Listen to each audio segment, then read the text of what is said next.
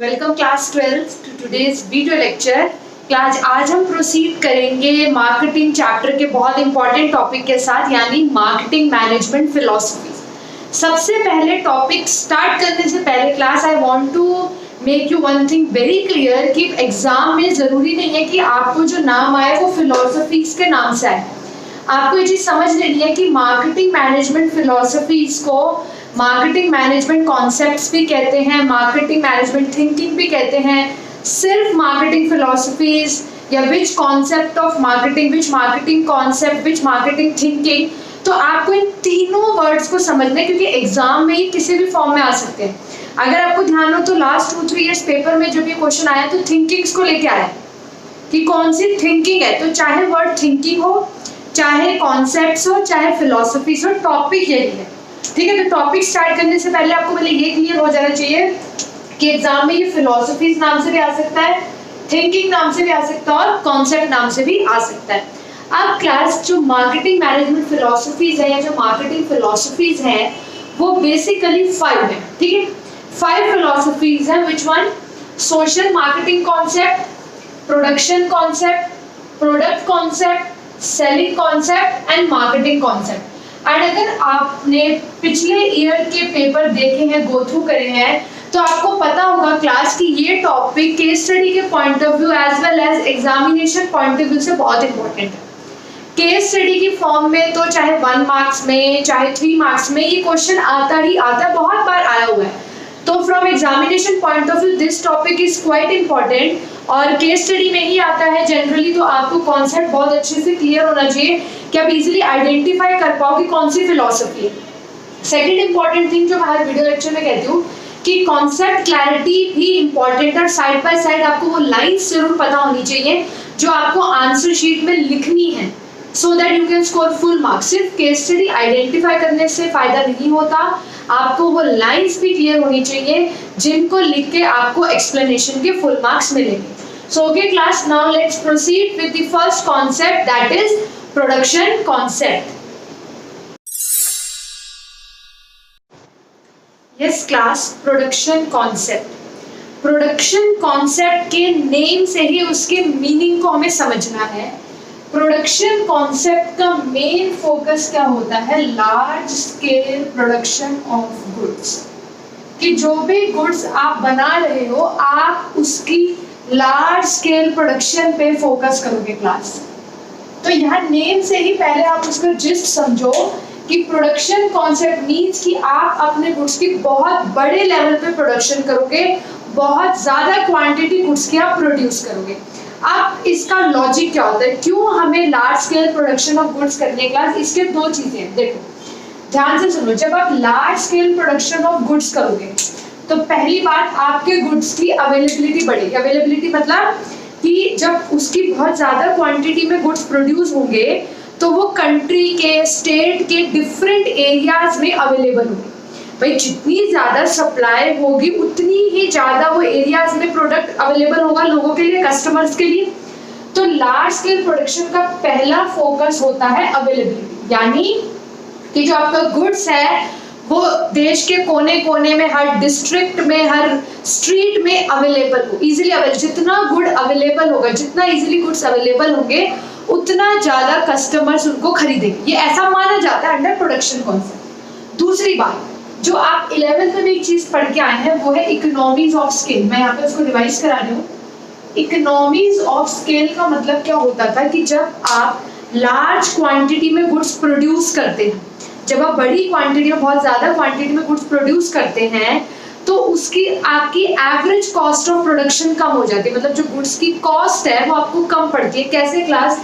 खुद सोचो, सपोज एक एग्जांपल लो कि आप जब बड़ी क्वांटिटी में प्रोडक्शन करोगे, बहुत ज्यादा क्वांटिटी में प्रोडक्शन करोगे तो ज्यादा क्वांटिटी में रॉ मटेरियल लोगे, और जब आप ज्यादा क्वांटिटी में रॉ मटेरियल लोगे तो रॉ मटेरियल आपको सस्ता मिलेगा कि नहीं मिलेगा? जब भी हम बल्क में कोई चीज परचेज करते तो हमें सस्ती मिलेगी। यानी कि ज्यादा क्वांटिटी में प्रोडक्शन करी तो ज्यादा क्वांटिटी में रॉ मटेरियल लिया, रॉ मटेरियल खरीदने में डिस्काउंट मिलेगा, सस्ता पड़ेगा। दूसरी बात सुनो, सपोज करो ये इंस्टीट्यूट है मेरा, I teach in an institute, यहाँ पे सोचो इंस्टीट्यूट है। यहाँ पे ट्यूबलाइट भी चल रही है, एसी भी चल रहा है, स्मार्ट क्लास के लिए टीवी भी चल रहा है, सब कुछ चल रहा है, ठीक है। और मेरी पर आवर 1 घंटे का अगर मैं बैच लेती हूँ तो मेरी पर आवर की जो कॉस्ट है, अगर इलेक्ट्रिसिटी में मैं एग्जाम्पल लूँ तो मेरी पर आवर की कॉस्ट ₹200 आ रही है पर आवर। अब उस 200 में 1 स्टूडेंट पढ़ रहा है तो मेरे को कॉस्ट पड़ रही है 200 पर स्टूडेंट की, और उसी पर आवर में अगर 10 स्टूडेंट्स पढ़ रहे हैं तो मुझे कॉस्ट क्या पड़ रही है पर स्टूडेंट? ₹20। आप खुद सोचो भाई, अगर 200 में 1 स्टूडेंट पढ़ रहा है तो कॉस्ट मुझे पड़ रही है ₹200, और उसी 200 में अगर 10 स्टूडेंट्स पढ़ रहे हैं तो मुझे ₹20 पर स्टूडेंट कॉस्ट पड़ रही है, और यहाँ पे मुझे ₹200 पर स्टूडेंट कॉस्ट पड़ रही थी।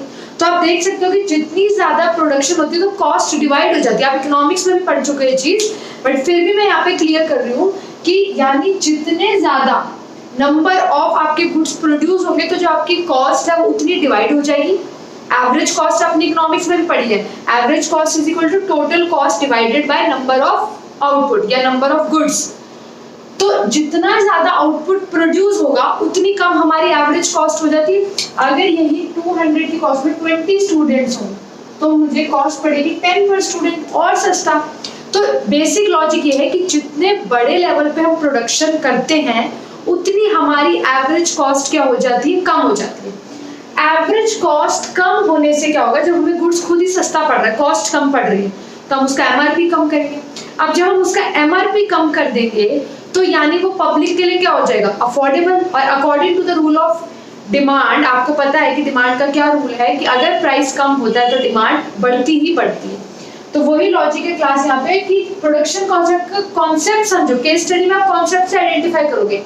इसका जो फोकस है वो 2 चीजों पे है। नंबर 1 अवेलेबिलिटी, के जो गुड्स है जब वो बड़े लेवल पे प्रोड्यूस होंगे तो वो जगह जगह इजिली अवेलेबल होंगे।